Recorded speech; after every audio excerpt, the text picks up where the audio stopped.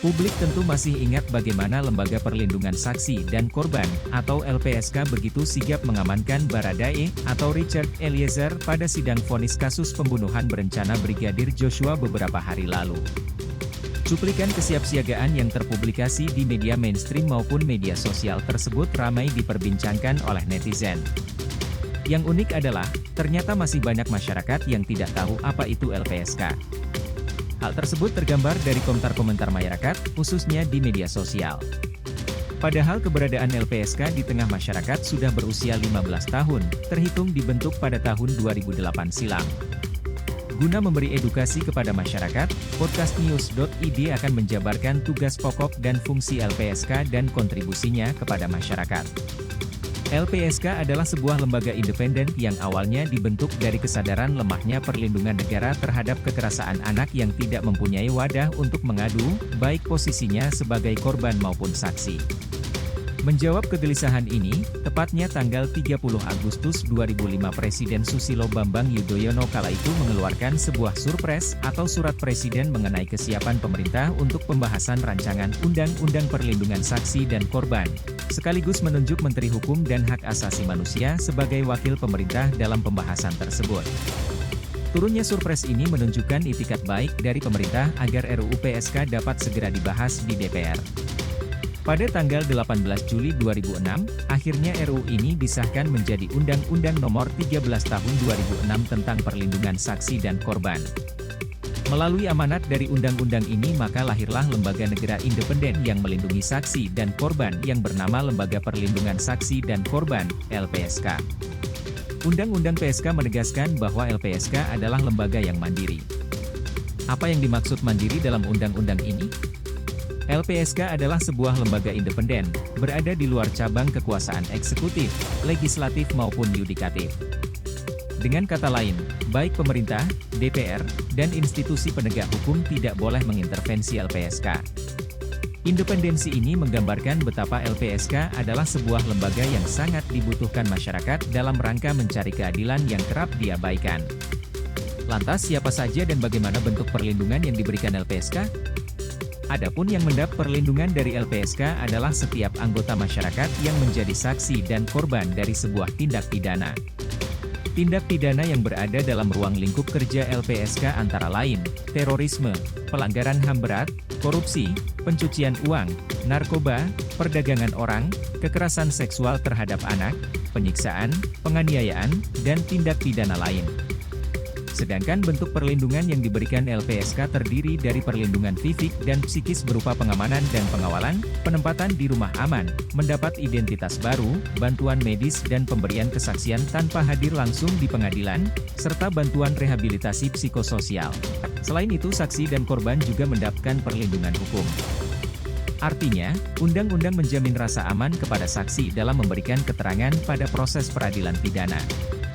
Dengan begitu, seseorang saat menjadi saksi tidak akan terganggu, baik keamanan maupun kepentingannya. Dalam memberikan perlindungan hukum, LPSK berpegang pada prinsip penghargaan harkat dan martabat manusia, rasa aman, keadilan, tidak diskriminatif, dan kepastian hukum. Dalam pencabutan hak prosedural saksi, LPSK memberikan pendampingan berupa pencarian penerjemah, pemberian informasi mengenai perkembangan kasus, dan penggantian biaya transportasi kepada saksi dan korban. Selain itu, mereka juga mendapat nasihat hukum, bantuan biaya hidup sementara sampai batas waktu perlindungan. Yang tak kalah penting untuk diketahui adalah kategori saksi dan korban seperti apa yang mendapat perlindungan dari LPSK. Terkait hal ini, posisi saksi dalam sebuah perkara pidana dibagi dua.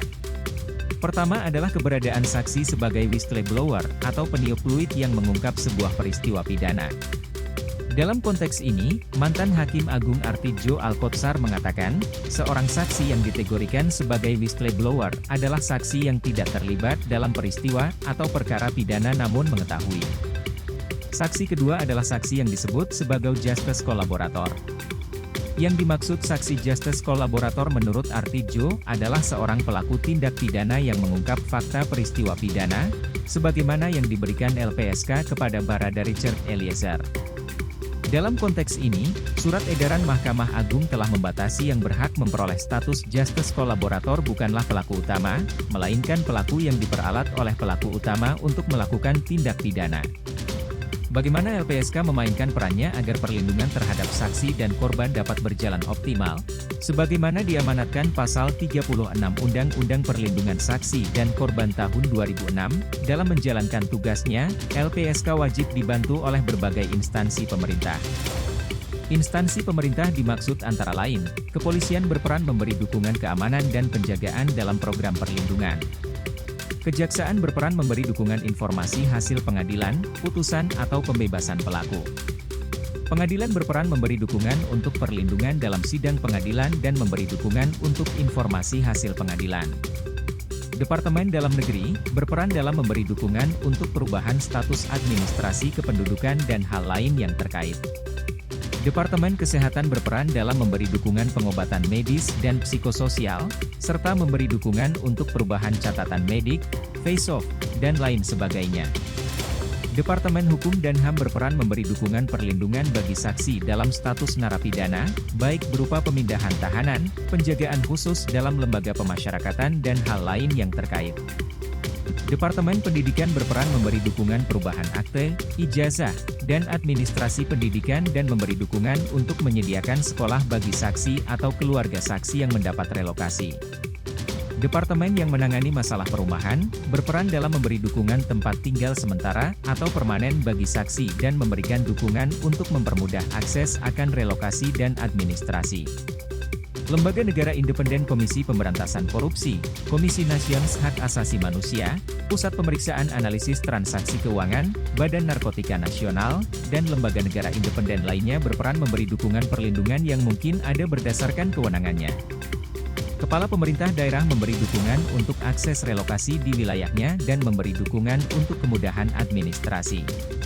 Terakhir, Departemen Tenaga Kerja memberi dukungan pemindahan tenaga kerja dan memberi dukungan pemberian pekerjaan bagi saksi. Dari semua yang telah dijelaskan di atas, sekarang kita tahu bahwa LPSK begitu penting peranannya bagi masyarakat pencari keadilan, khususnya bagi mereka yang mau dan berani menjadi saksi pengungkap peristiwa pidana. Semoga konten ini bermanfaat mengedukasi masyarakat untuk lebih berani menyuarakan keadilan yang hidup di masyarakat.